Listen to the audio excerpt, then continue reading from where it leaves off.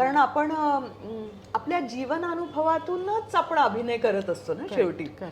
तर त्यामुळे जर स्वतः आपण आत्मपरीक्षण केलं आणि आपल्याला आपल्यातलेच गुणदोष म्हणजे बघता आले, तर मग आपण जरा कमी जजमेंटल असतो असं मला वाटतं. आणि त्यामुळे आपण एक कुठला तरी एक कम्प्लिटली वेगळा माणूस आपण क्रिएट करू शकतो.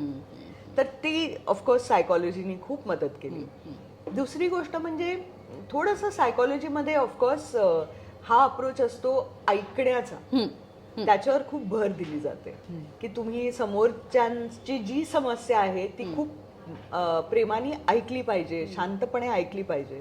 तर त्या ऐकण्याची जी सवय असते ना, त्याच्यातून सुद्धा एक धैर्य निर्माण होतं आणि आपण काहीतरी वेगळं क्रिएट करू शकतो. तर ती एक गोष्ट. आणि तिसरी फार महत्वाची म्हणजे माझ्या लिखाणात खूप मदत होते सायकॉलॉजीची. पदोपदी मला जाणवतं की हा माझा जर अभ्यास नसता तर मग कदाचित मी एवढ्या ह्या पद्धतीने हा विचार करू शकले नसते किंवा हे मी म्हणजे अभिनीत करू शकले नसते असं मला वाटतं. आणि ऑफकोर्स मुलांच्या संगोपनात पण मला खूप त्याचा हे झालाय. कारण एक ठोकताळे असतात ना आपल्या समाजाने आखलेले की ह्या माइलस्टोन्स असतात की हे तुम्ही अचीव केले पाहिजेत आणि सगळी मुलं ती अचीव करतातच असं नाही.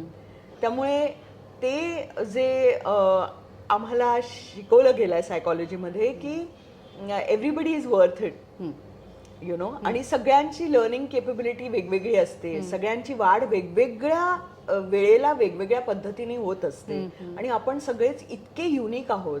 म्हणजे इमॅजिन 8 बिलियन लोक आणि त्याच्यातली एक माणूस दुसऱ्यासारखा नाही. आपल्यातले ते कोश आहेत ते सगळे वेगळे आहेत, म्हणजे त्यामुळे आपण माणूस म्हणून वेगळे आहोत. तर ही इतकी मिरॅक्युलस गोष्ट आहे की त्याच्यामध्ये एक साचेबद्धता सगळ्यांना ती उपयोगाची नाही. तर हे मुलांच्या संगोपनात खूप मदत झाली त्याची.